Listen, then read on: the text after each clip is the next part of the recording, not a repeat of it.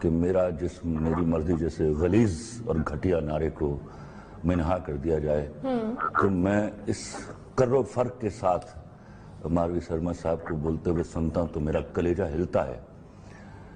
मैं उस मुल्क का बाशिंदा हूं जहां बीच में मत बोलिए, चले आप उनको मौका दीजिए।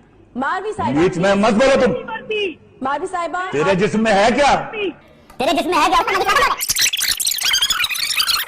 बहुत गर्मी है, चकला पे बिठा दे। साहब ने कल जो जबान मारवी सरमत साहब। इस शहर को ये हुआ क्या, कहीं राख है तो कहीं धुआं धुआं।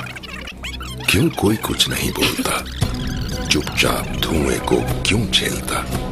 हो गई बर्दाश्त की अब इंतहा, बुझे सिगरेट बीड़ी दिखे जलती जहां। पब्लिक प्लेस पर सिगरेट पीना मना है, उल्लंघन करने पर होगा जुर्माना। धूम्रपान न करें न करने दें, धूम्रपान पड़ेगा महंगा। इस 2 टके की लड़की के लिए आप मुझे 50 मिलियन दे रहे थे। फकत मेरे दिल से उतर जाइएगा,